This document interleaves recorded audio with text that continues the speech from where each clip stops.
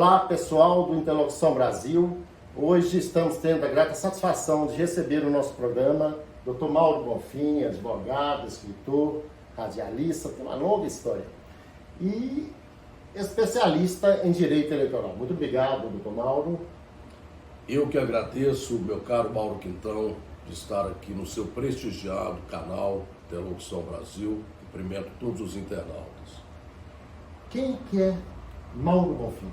Conta a sua história para o internauta. Bem, eu nasci no pequeno município de Itarumirim, no leste de Minas, em 26 de junho de 1962. Era o auge da Copa do Mundo naquela época e meu nome, Mauro, foi o meu pai, era um desportista fanático, torcedor, né, do Botafogo, do Rio de Janeiro, do Santos. E Mauro era o capitão da seleção brasileira, viu, de 1962. Não é à toa que eu digo que há Mauros que vêm para bem, viu, meu caro Mauro Quintão? E Jorge, porque o Zagallo era jogador daquele Screte de 62. Então ele, Mário, Jorge, Lobo, Zagallo. Então foi Mauro do capitão e Jorge do Zagallo. E me criei na pequena cidade de Itarumirim e em 1974 eu fui para Governador Valadares. Mas eu tive a grata satisfação de, no grupo escolar, e a minha mãe era professora, e bem de uma forma assim autodidata, eu conseguia ler e escrever aos 5 anos de idade. E já fui logo para o grupo escolar, que na época, em 1968, passou de Marechal Floriano, Grupo Escolar Marechal Floriano, para o nome do meu avô, Grupo Escolar Major Sinfrônio Bonfim.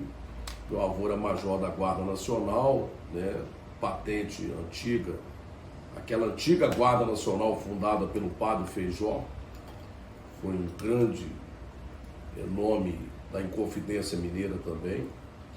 E o meu avô e minha avó se casaram no distrito de São Domingos do Ubá. Na verdade, a nossa pátria-mãe era Caratinga. E tanto o antigo distrito de São Domingos do Ubá, que hoje é a cidade de Ubaporanga, como o distrito de Itarumirim pertenciam a Caratinga. E saindo de São Domingos do Ubá, meu avô, minha avó, ajudaram a fundar o município de Itarumirim, junto com os Albergaria, e sendo meu avô um dos primeiros prefeitos, e o meu pai também, prefeito depois nos anos 80, e atualmente o meu irmão, Marcílio de Paulo Bonfim, é prefeito por 2 mandatos. Então tem 3 gerações da minha família que teve a grata satisfação de administrar o município de Itarumirim, que na linguagem indígena, Taru, céu, do Tupi-Guarani, Mirim, pequeno, daí até o título da minha modesta obra, que é um pedaço de céu, lembrando essa passagem indígena que batizou o município, da linguagem dos Krenak, dos antigos índios botocudos que percorriam aquela região. Então, menino ainda, eu sempre tive o pendor para a declamação de poesias, de participar de jograis, do rádio escolar. E a partir daí, em 1974, cheguei a Governador Valadares, terminando já o curso ginasial, para fazer o 2º grau científico. E chegando logo na cidade de Governador Valadares, né, que era a metrópole, a cidade maior da região,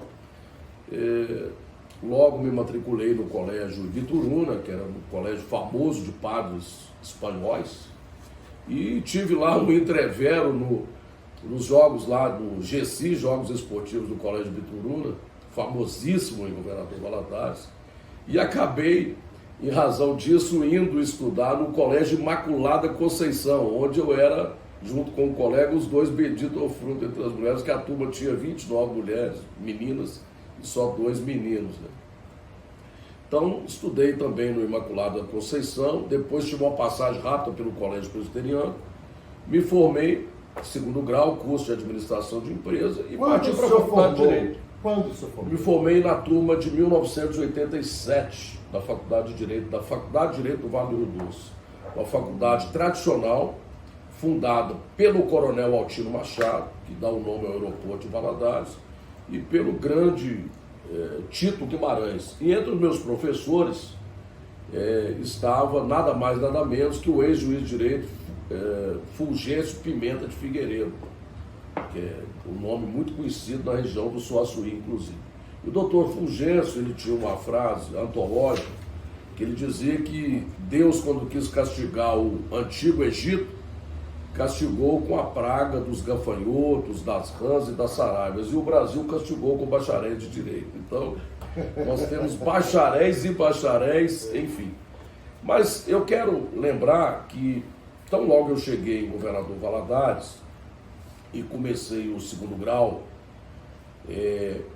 eu começava a assistir às reuniões da Câmara de Vereadores e ficava ali, os debates indo até tarde, e ao mesmo tempo também frequentava os salões do Tribunal Popular do Júri. E logo me, assim, aflorou uma vocação irresistível para o rádio e para o jornalismo. O rádio, acredito eu, que herdei do meu primo, o saudoso Dênio Moreira. Dênio Moreira foi deputado estadual, secretário de Estado de Segurança Pública no governo Aureliano Chaves, e ele foi o apresentador do antigo programa Boliche Inglesa Levi, da antiga TV Itacolomi, que era dos diários associados do Assis Chateaubriand. E o Dênio Moreira era dotado de um vozeirão, né, era um homem do rádio, um homem da comunicação, e em razão da inspiração do meu primo Dênio, eu logo tive essa atração irresistível para o rádio, fiz um teste na Rádio Por um Mundo Melhor de Governador Valadares, trabalhei lá como repórter, como redator, como apresentador de jornais e até mesmo de programa de FM. E depois tive uma passagem aqui pela Rádio Confidência, quando já estava aqui em Belo Horizonte, nos saudosos tempos da Brasileiríssima FM, em que em Confidência ela duelava em audiência com a Itatiaia e com a Rádio Alvorada. E esse pendor pelo rádio, eu cheguei a ter até matrícula de radialista profissional, está lá na minha carteira de trabalho, anotada. Eu já vi fotos em vários a matrícula como radialista profissional. Então eu passei pelo rádio, passei pela imprensa escrita. E foi no rádio, meu caro Mauro Quintão, que me ocorreu uma passagem interessante. Nos idos, no final dos anos 70, início dos anos 80, era comum as emissoras de rádio, naquele tempo as urnas eram de lona, aquelas urnas gigantes de lona, e havia um invólucro de metal em volta onde o voto era depositado, a cédula de papel era depositada. E quando eu estava cobrindo a Marcha das Apurações, que chamava, né, era o nome, Marcha das Apurações, numa campanha de deputado estadual e federal daquela época, em Governador Valadares, eu me deparei com urnas, com cédulas incineradas, queimadas, na porta de uma das sessões, de uma lixeira.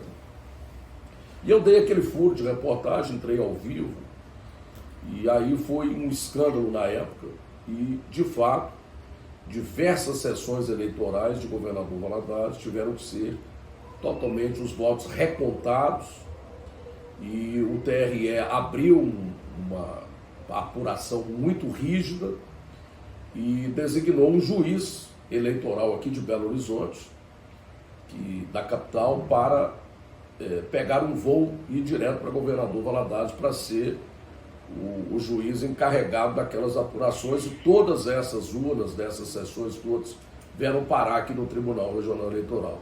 E esse juiz de saudosa memória era nada mais, nada menos do que o ex-desembargador José Nepomuceno Silva, ex-juiz eleitoral da Corte, ex-desembargador, que é o pai da Luciana Nepomuceno, advogada conceituada, professora de Direito, e do Daniel Nepomuceno, que foi até presidente do Clube Atlético Mineiro.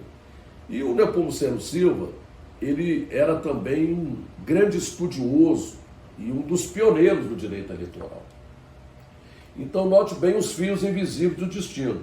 Eu, repórter, cobrindo a marcha das apurações, me deparei com cédulas de urnas de papel. Sempre muito ativo, Desse novo. incineradas, cobrindo os bastidores legislativos da Câmara de Vereadores, e sempre com reportagens polêmicas, denunciando corrupção, denunciando maracutaia, denunciando desvio, às vezes, de recursos públicos. Enfim, e só podia mesmo eu desenvolver essa paixão pelo direito, pelo advogado do combate, do contraditório. Foi aí que prestei vestibular na Faculdade de Direito do Vale do Rio Doce e sou de uma das turmas pioneiras de 1987 e logo já me casei em Governador Valadares, cheguei em Belo Horizonte em 87, né, casei com a minha atual esposa, Suzana, e cheguei em Belo Horizonte e já fui direto para fazer um teste de consultor técnico legislativo, me submeter a um processo seletivo na Assembleia Legislativa do Estado de Minas Gerais. Então, notem bem, recentemente formado, aos 23 anos de idade, e habilitado como consultor técnico da Assembleia Legislativa, pude vivenciar o caldeirão que foi a Constituinte de 88 e logo me enfronhei nos trabalhos da Constituinte Mineira, que precisávamos, após o novo ordenamento constitucional de 88, escrever a Constituição do Estado de Minas Gerais, tarefa que a Assembleia debruçou. Foram mais de 6.000 emendas de todos os canais das forças positivas da sociedade mineira e, enfim, acabei desenvolvendo também essa etapa de consultor técnico. Fiquei 22 anos na Assembleia Legislativa e, paralelamente, já desenvolvendo atuação perante o Tribunal Regional Eleitoral e perante o Tribunal de Justiça, né? Mas antes disso, tem uma passagem também da minha época como de juventude, já de acadêmico de direito. Eu era muito assim proativo na organização de eventos sociais, culturais e comunitários. Então foi a época do esplendor dos concursos de misses, de garota dos estudantes, e eu estava envolvido nessas organizações, né? Conheci aqui em Belo Horizonte o grande Nicolau Neto, que era o homem das missas, que, aliás, há uma passagem que ele é de Pedro Leopoldo, e foi através do Nicolau Neto que eu conheci rapidamente, ouvi em Pedro Leopoldo, queridíssimo, iluminado Chico Xavier, num dos momentos que ele ainda estava em Pedro Leopoldo, antes de mudar para Uberaba. Então são passagens memoráveis e muitas delas estão narradas aí como reminiscências nessa minha obra, que é um pouco de autobiografia, de memória histórica, casos para rir, casos para chorar, anedotas, casos pitorescos, enfim. É muita bagagem. O lançamento da editora Ramalhete, uma editora fantástica aqui de Belo Horizonte, uma produção muito bem esmerada da editora Ramalhete. Esse seria um tópico. O que é esse livro? Então, esse sobre livro, o que ele fala? Esse livro eu fixei no título um pedaço de céu para lembrar a minha infância, lembrar a minha terra natal, o antigo distrito, né, de Tarumirim, que era o território antigo dos índios Krenaques, que eram a nação dos Botocudos. Por que Botocudo? Porque eles eram índios que havia uma madeira tinha um botoque, que era um artefato de madeira redonda, onde eles colocavam nas orelhas e nos lábios, daí a denominação Botocudo. Então esses índios foram dizimados na chamada Guerra Justa, decretada pelo Marquês de Pombal e por Dom João VI, em 1808, após a chegada da família real aqui no Brasil. Mas não contavam que, junto com a família real, chegou um catequizador, que era o Guido Marliere, um militar francês, que virou um verdadeiro sacerdote e que fazia a catequese dos índios. Ao invés de dizimar os índios, ele ajudava a catequizar os índios. Então, eles percorreram ali aquela região do rio Cuiaté, que na verdade é o rio Caratinga, e havia a conquista do ouro do Cuiaté, que atualmente é o município de Conselheiro Pena, na região leste de Minas. Então toda essa ligação, governador Valadares praticamente não existia, porque era a antiga Figueira do Rio Doce, pertencia ao município de Peçanha, município histórico. Valadares começou a desenvolver só a partir de 1910, com a inauguração dos trilhos da Estrada de Ferro Vitória Minas. Até então toda a ocupação daqueles territórios. Vitória Minas e teve uma outra que foi, como se diz, ela chegou a ser inaugurada, mas não deram sequência. Não deram sequência, inclusive na companhia. Se não me engano, era Rio-Bahia?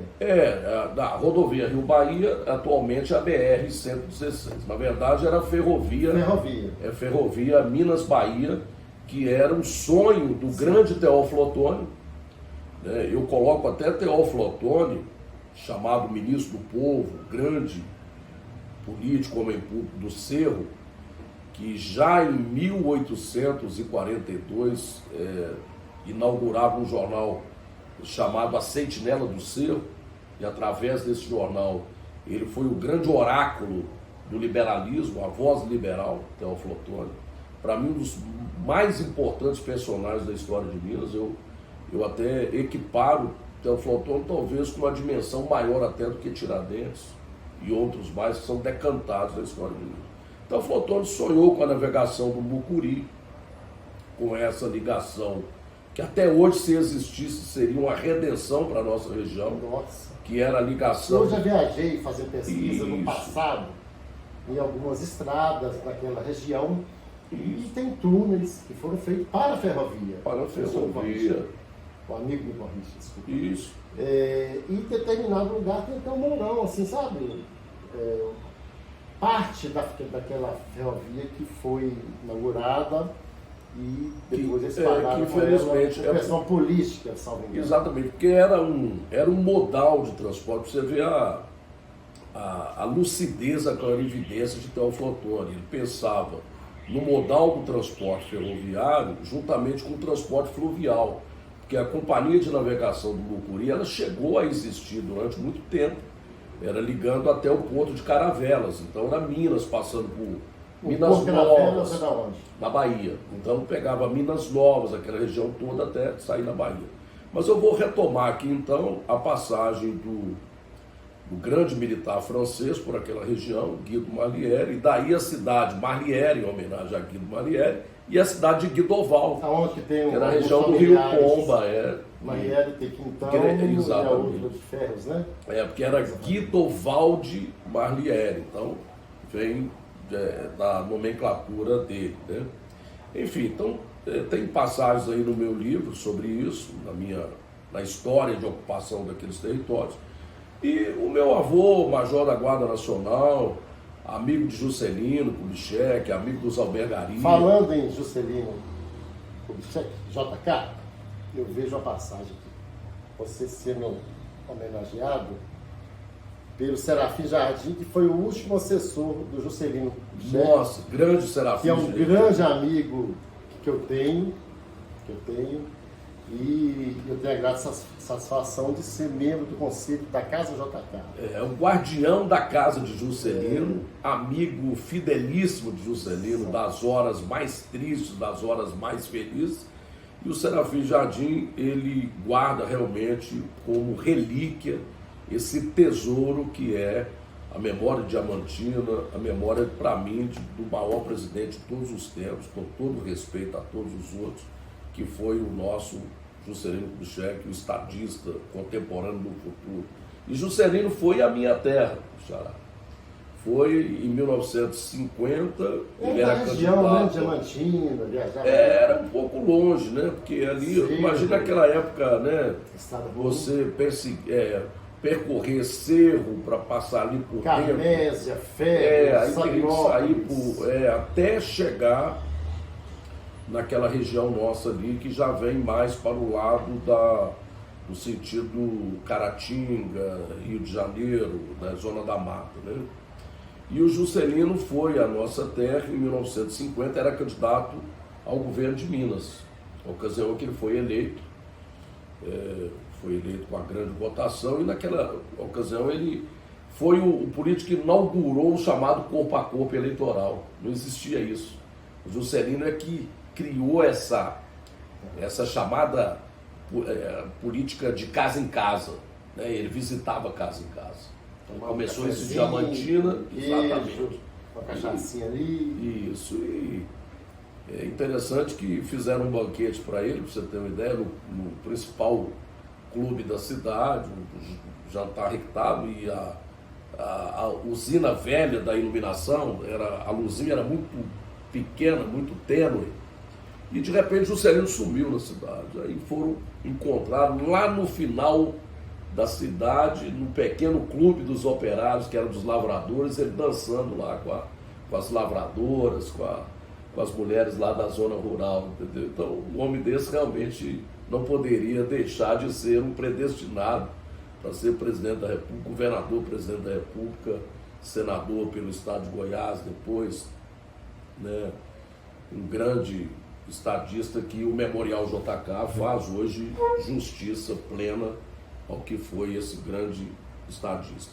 Bem, então, o rádio, como cronista das reportagens do Fórum de Governador Valadares da Câmara Municipal, é claro que a ciência política, o direito eleitoral, tudo isso acabou sendo aí umbilicalmente ligado como várias peças, né, de móveis da minha vida que acabaram desaguando aí nessa minha atuação para o direito eleitoral e o direito municipal, que é a defesa dos municípios, defesa dos agentes públicos. O Dr. Mauro Bonfim é uma referência estadual e nacional no direito eleitoral. É o temido pelos prefeitos e também o querido. Como ele caça prefeito, é famoso nisso, como ele salva prefeito. Tem um amigo meu, eu acho, só um parênteses aqui, tem um amigo meu, eu acho que é um pouco de lenda mineira isso. Lenda mineira tem uma cachaça muito boa, premiada da minha terra, que ficou no ranking da Brink como as 10 melhores cachaças, né? Não perdendo muito para as Salinas, não. Chama Lenda Mineira, lá da Roda d'Água, com a fazenda bacana que tem lá no município de Tarumirim, do nosso amigo Rafael, foi funcionário do Banco do Brasil. Aí um amigo fala assim, olha, gente, o Mauro Bonfim, isso aí tem um pouco de lenda, viu, gente? Com perdão da imodéstia aí. Mauro Bonfim, quando ele está reunido, ou um mandato está sendo salvo, ou outro está correndo perigo. E é verdade. A gente atua, é claro, na defesa, muitas vezes, né, na maioria dos casos na defesa, mas também tivemos casos de cassação de mandatos. Doutor Mauro Bonfim, corrupção no processo eleitoral. Fale um pouco sobre isso para o internauta. Olha, isso é o maior câncer, o abuso do poder econômico, a corrupção eleitoral, nas suas mais variadas formas. Porque nós temos abuso do poder econômico, abuso do poder político, agora o abuso do poder religioso, que o TSE já teve casos já de cassação, né? Não podemos usar, por exemplo, o púlpito das igrejas para distribuir material de campanha, ou eventos religiosos para distribuir material de campanha. Temos a famigerada figura do Caixa 2, ou quando ela é realmente um Caixa 2 nefasto, né, para poder fraudar a vontade eleitoral, ou até mesmo quando há lambança contábil. Um caso de lambança contábil de uma juíza federal, magistrada, ela foi cassada como senadora do Mato Grosso por desacerto na sua contabilidade de campanha. Talvez essa juíza não praticou o Caixa 2, mas ela teve uma lambança da contabilidade. O que quer dizer isso? A pessoa que é candidato e vai contrair gasto, contrair despesa antes de abrir a conta bancária, o seu CNPJ da campanha eleitoral, né? Hoje é tudo muito complicado. O candidato, ele é uma pessoa física vestida num figurino, numa roupa de pessoa jurídica durante 90 dias. Essa microempresa individual do candidato, ela tem que ou dar um superávit ou fechar para balanço, as contas têm que bater, né? Então, corrupção eleitoral, nós tivemos 2 leis da iniciativa popular. Tudo que tem de bom na legislação eleitoral veio da iniciativa popular. Essa que é a verdade. uma lei que foi comandada até um processo da CNBB, mais de 1 milhão de assinaturas, que ela veio em 1999, que foi a lei do artigo 41A. Né? Então, quando tem a preposição a, um artigo seguido do número, pode vir que é chumbo grosso. Então, 41A, 30A, 41A para punir a corrupção eleitoral, 30A para punir o Caixa 2 na campanha eleitoral. Então, a iniciativa popular passou a punir, de 99 para cá, a compra de voto. Basta um voto corrompido para caçar um mandato. Nós tivemos caso em Minas Gerais de um par de óculos. O candidato a prefeito provou que ele pediu o voto. Se salvo engano, é de 1 a 4 anos, me corrijam, para quem comprou o voto através de algum bem. Quem recebeu também. Quem recebeu também. Quer dizer, a maioria não sabe. O eleitor corrompido, ele responde pelo artigo 299 do Código Eleitoral. Então, além do 41A, que é o ilícito civil eleitoral, que dá a cassação do registro ou do diploma, se eleito, também há a figura criminal delituosa do artigo 299 do Código Eleitoral, que é até 5 anos, que é a corrupção eleitoral. Então, essas modalidades de corrupção, elas estão, né, a criatividade vai fazendo com que os agentes do processo... Tem os órgãos competentes do Estado, quando fala o Estado, é o Ministério Público, o Tribunal de Justiça, os entes que fiscalizam. Há uma ideia recorrente assim, de que não vai dar nada, mas sempre eles driblam. Mas assim, de qualquer maneira, sempre não é bom que subestime a justiça eleitoral. A justiça eleitoral é um ramo da justiça ainda que ele é célere e funciona. Mas não dá em nada. Não é bem assim. Quando há uma prova bem demonstrada, cabalmente demonstrada, prova objetiva, dá sim cassação de mandatos, de registro de diplomas. Tivemos já 18 eleições realizadas em Minas Gerais, só das eleições de 2020 já. Ou seja, municípios que, é claro que tem outros motivos também. O sujeito às vezes não podia nem ser registrado porque estava inelegível, estava na ficha suja. Cassação de mandatos. Então, hoje temos algo realmente dramático na vida do agente político. Primeiro, estamos em ano de eleição. Não basta disputar, não basta se eleger. É preciso ganhar e levar.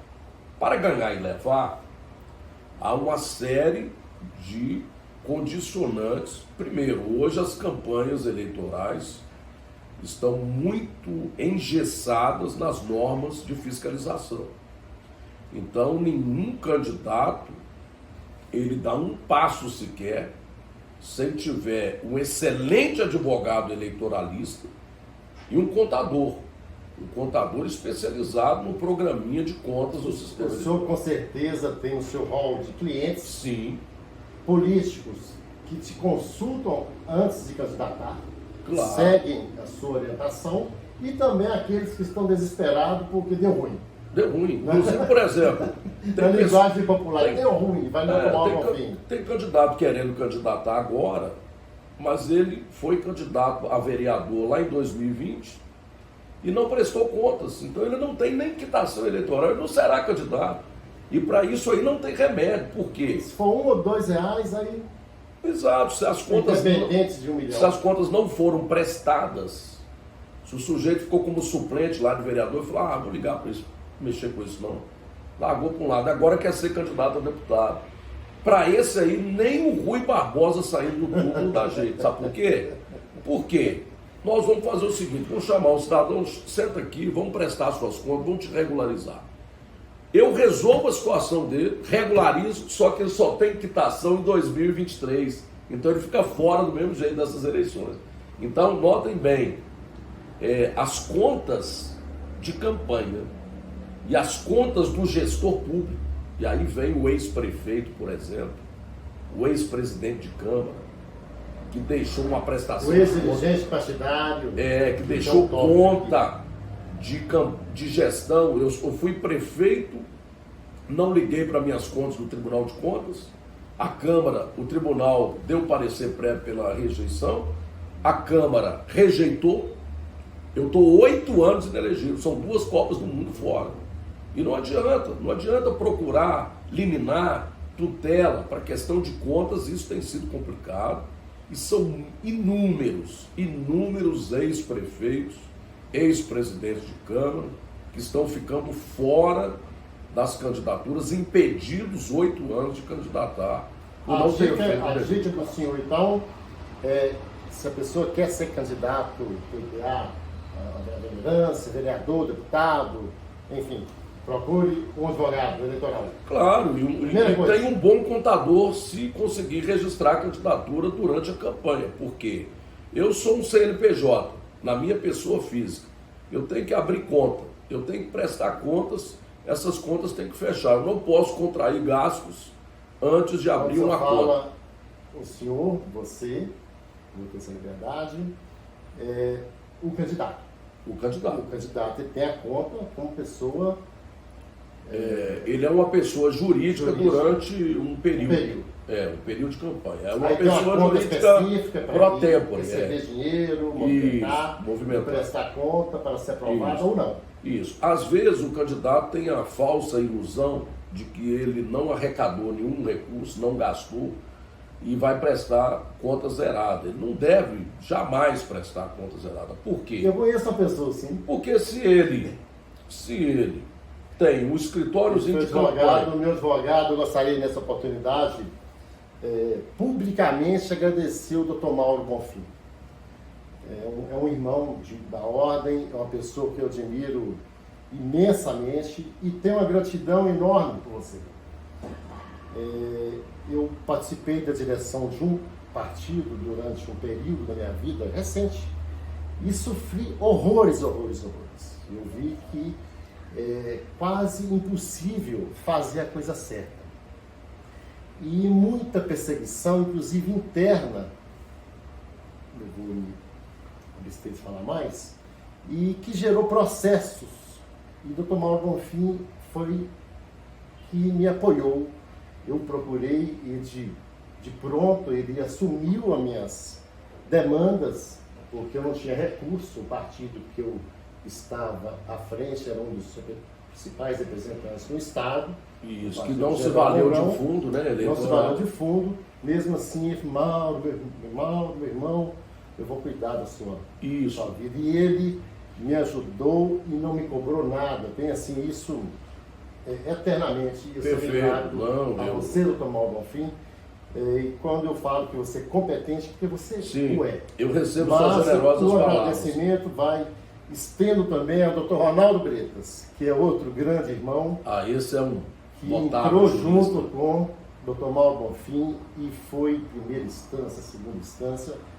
Como eu digo, hoje, briga interna. Hoje eu estou fora da política partidária e eu sofri muito. Eu sou tão fã do... Muito obrigado mais uma vez. Obrigado pelas suas generosas palavras. Eu sou tão fã do Ronaldo Bretas que eu sou o Bretas Futebol Clube. Sempre. É um notável jurista, escritor, um erudito, intelectual de raras virtudes que como nós temos poucos hoje. Por exemplo, tem uma salinha lá que está sendo utilizada para o partido, uma sala até que é dele, por exemplo, está alugada. Ele esquece o seguinte: ele tem que fazer uma cessão de uso, um termo de cessão de uso do CPF dele, dirigente, para o CNPJ do partido, prestar as contas, porque aquilo é o quê? Um lançamento de despesa estimada em dinheiro. Então não é uma movimentação financeira, mas é uma despesa estimada em dinheiro. Assim como o uso do seu veículo próprio, até do seu aparelho celular, você estima a conta do seu celular. Então note sempre que a prestação de contas, seja do dirigente partidário, seja do candidato, ela nunca deve ser zerada. Alguma coisa os técnicos da Justiça Eleitoral vão dizer: mas peraí, cadê o celular, cadê o carro, cadê a salinha, funcionou a sede ou o comitê do candidato? Tem que aparecer alguma coisa. Então, gente, devagar com o andor, que o santo é de barro. Um excelente contador, tá? e um bom advogado eleitoral, pelo menos, para você dar um passo na sua campanha. Próximo como tópico, dirigente partidário. podridão do sistema partidário. É um sistema podre, sistema decaído, um sistema abominável, o sistema partidário brasileiro. Notem bem, atentai bem, um fundão eleitoral, que é o nosso dinheiro público, de 4 bilhões e 800 milhões. Como que esse fundo é distribuído? Pela cúpula nacional, pela ditadura da cúpula nacional. Não há uma democratização. A executiva nacional. A executiva nacional, presidente, tesoureiro. isso, que nunca é nem o diretório. São 5 membros, talvez, da executiva, ou pouco mais do que isso, que vão cuidar da distribuição desses valores, sem a participação dos estados e muito menos dos municípios. Então, ali, os amigos do rei, né, aqueles amigos da terra de passagem, os amigos do rei, eles são contemplados com a cornucópia do dinheiro partidário. E aí finge-se lá que as mulheres vão receber, aí outros se apropriam de dinheiro das mulheres. Agora até o Código Eleitoral, na mudança agora de 2021 para cá, está criminalizando essa ação daquele dirigente partidário que, por exemplo, desviar ou se apropriar indevidamente do dinheiro que seria, por exemplo, da cota feminina. Há uma previsão agora de um crime de até 5 anos de reclusão. É a grande novidade. É bom saber que tem cota feminina e cota masculina. Isso. Explica para o internauta. Exatamente, são as cotas de gêneros, né? Que, na verdade, 70% e 30% de cada gênero. Nós podemos também uma chapa com 70% de mulheres. O que é mais difícil. É mais difícil, né? Mas será o melhor dos mundos, talvez, se um partido conseguir ter 70% de candidatura femininas e só 30% de masculino, né? Mas hoje a mulher é apenas está sendo um percentual da mão de muitos partidos inescrupulosos. Não são todos, né? Toda unanimidade é burra. Temos 40 partidos aí no Brasil. Eu até não sou contra esse monte de partido. Eu acho que a pluralidade partidária, ela deve existir. O que deve existir... São 28, 29 ou mais? Acho que são mais de 30 partidos. Mas o que deve existir é a cláusula de desempenho. E a cláusula de barreira, a cláusula de desempenho é uma das melhores normas do sistema partidário, desse sistema podre e corrupto e que não funciona. Mas o desempenho está aí, ele é gradual até 2030. Então, os partidos que elegeram, por exemplo, 9 deputados federais, dividido em 2% dos estados da federação, vão passar na cláusula de desempenho.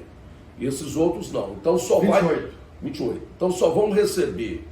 Porque teve as fusões, teve as incorporações, teve partidos que vão passar na cláusula de barreira, que vão receber o recurso partidário e participar do chamado direito de arena, que a gente coloca direito de arena, que é o tempo do rádio e televisão. Está votando um novo Código Eleitoral aí. São 940... E qual a solução, então? É no novo Código Eleitoral. É podre, mas tem e na nova lei orgânica dos partidos. Democratizar esse fundo, tá?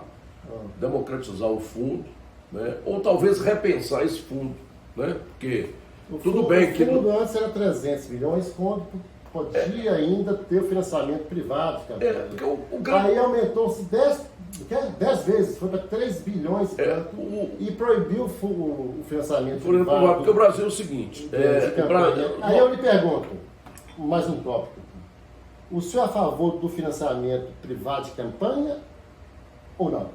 Veja bem, eu sou a favor da seguinte forma, não da forma como estava sendo. O que estava acontecendo? As empresas estavam financiando os candidatos e, após eleitos, os candidatos pagavam a fatura para essas empresas em forma de licitação fraudulenta. Aí tivemos 80%, 90% das operações da Polícia Federal. Com todo o batismo daquela nomenclatura, aquela fauna do batismo, todas as operações da Polícia Federal. Eu lembro muito bem. Os nossos amigos os nossos grandes delegados aí, extraordinários, notáveis amigos da Polícia Federal, estavam até com dificuldade de achar nome para denominar as operações. Por quê? Porque eram...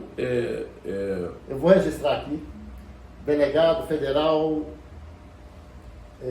Tadeu Moura, Colucci, agente federal, grande amigo, e também delegado federal aposentado, Ricardo Venâncio, um grande irmão, um grande amigo, que participou já do nosso programa. Isso. Fica aqui em nome de vocês, eu cumprimento Isso, todos um os trabalho policiais extraordinário da Polícia Federal, assim, porque o governante, o governador, seja ele governador, prefeito...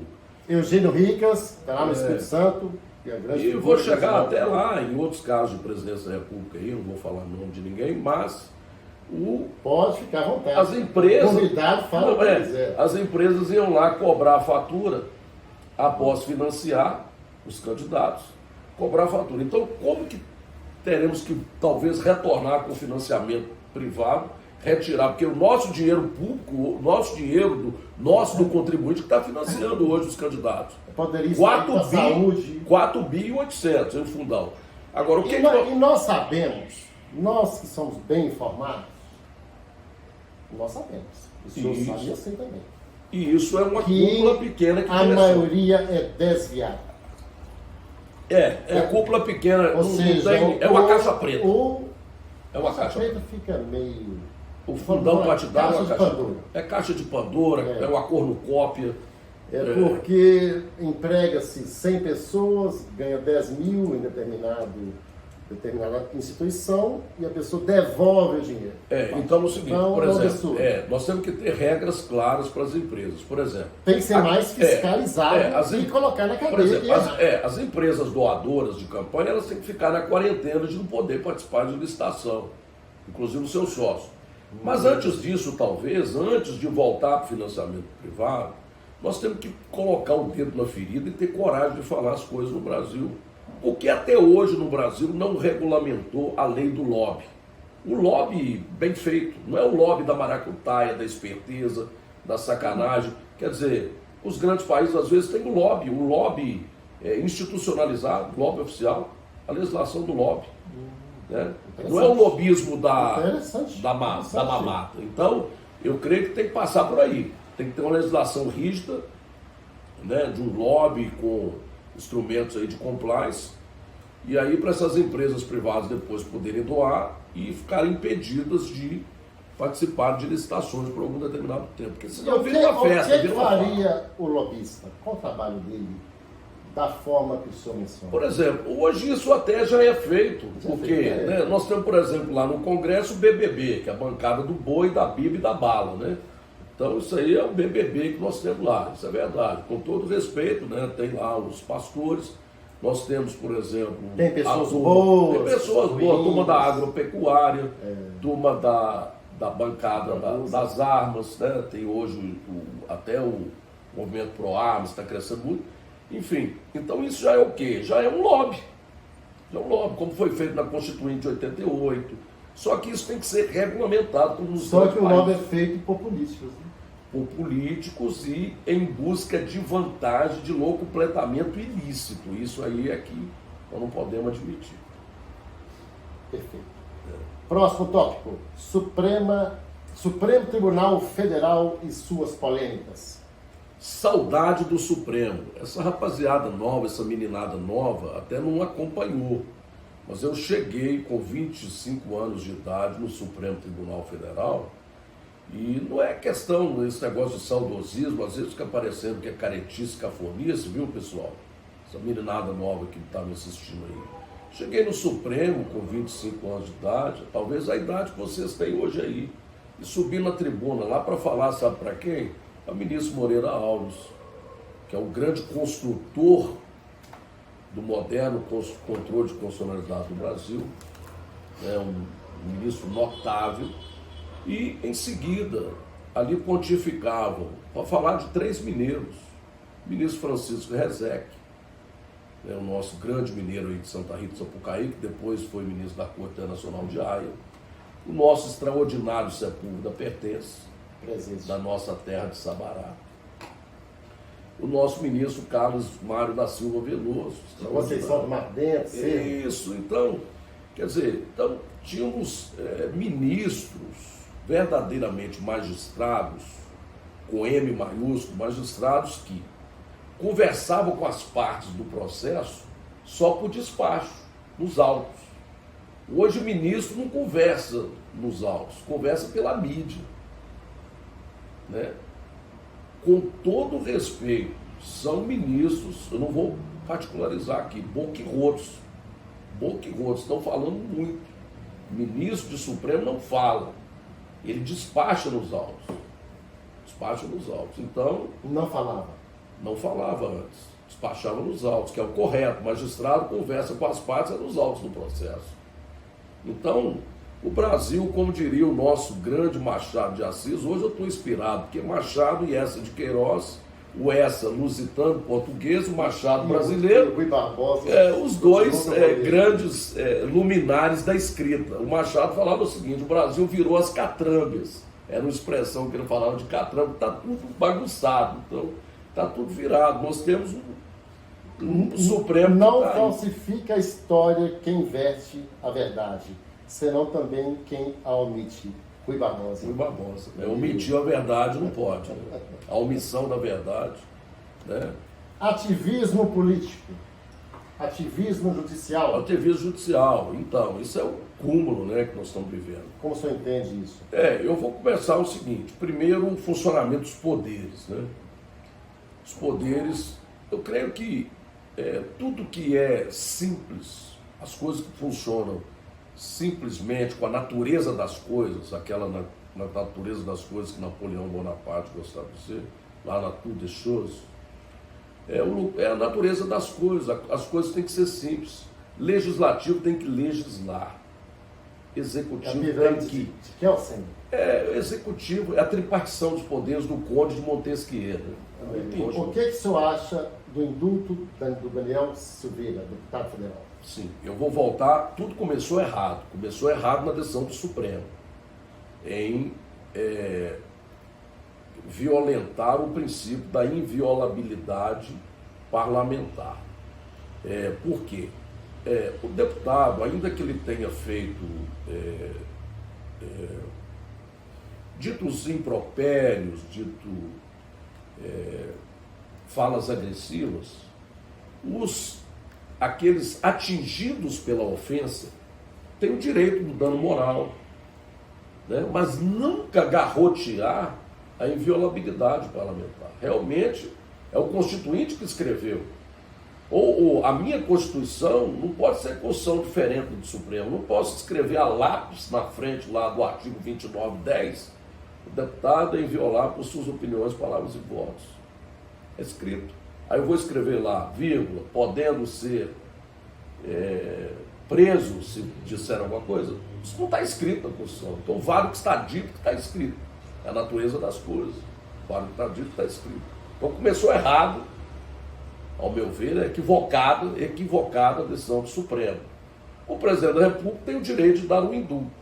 Se ele agiu com desvio de poder ou desvio de finalidade, é algo também para ser revisto pelo Supremo. Mas o Supremo só poderia revisar aquilo que ele não tivesse feito lá atrás, que provocou o indulto. Então é aquilo do Machado. Virou as catrambas do Brasil. Eu agradeço imensamente a sua participação no nosso programa Interlocução Brasil e passo para as considerações finais. Bem, eu que agradeço, eu tive a oportunidade aqui de falar um pouco da minha biografia, do início da minha carreira no campo do rádio, do jornalismo, do direito, de técnico da execução orçamentária, do especialista no direito municipal, no direito eleitoral, e também repensar um desenho, né, do Poder Judiciário, do funcionamento dos poderes, funcionamento do sistema partidário, no momento que vamos debruçar, não foi para as eleições deste ano, mas há um debate interessantíssimo que interessa a você, internauta também, não só acadêmico de direito, repensar um código eleitoral, porque o nosso é de 1965, do tempo do Marechal Humberto de Alencar Castelo Branco. Temos uma proposta lá com 896 artigos. O amigo foi um dos pioneiros. Isso. Do direito eleitoral. No moderno direito eleitoral, a partir da Constituinte, eu estava lá. Eu comecei na tribuna do TRE de Minas em 87, antes da Constituinte de 88. Tenho orgulho disso. E ao meu lado lá estavam luminares, eu como um Benjamin, como um cristão novo, chegando menino no TRE, enfrentando titãs como Cícero Dumont, advogado famosíssimo do tempo do antigo Partido da República, Murilo Badaró, Ibrahim Abiakel, Edson Heckel, grandes figuras. Mauro Bonfim, novo, mas tem muita história. Da oratória. Começou novo direito eleitoral. Na lida. Novo na lida. Comecei jovem e estou aí como advogado do combate, né? Até então nunca fiz, concurso para a magistratura, nem ingresso para o Ministério Público, nem para outros títulos. Sou o advogado do combate, do contraditório, da tribuna, do combate. É especialista no direito eleitoral. Se tiver uma... Como eu disse, é uma das referências nacionais no direito eleitoral. Se eu pudesse colocar duas plaquinhas lá no meu escritório, eu precisaria de eu precisaria de duas plaquinhas em duas portas. A primeira delas seria o operário braçal do direito. E a segunda porta é o CTI jurídico, porque quem me procura e lá é porque está no CTI. Só falta a placa. CTI. Só falta a placa. Mauro Bonfim, Sociedade de Advogados, nós estamos aí completando agora 35 anos de atuação constante no direito eleitoral e municipal, que nós também atendemos a diversos municípios, tudo da vida do município. Questões tributárias, questões orçamentárias, questões de ação de constitucionalidade, demanda de servidores, processos disciplinares, lei de plano de cargos e salários.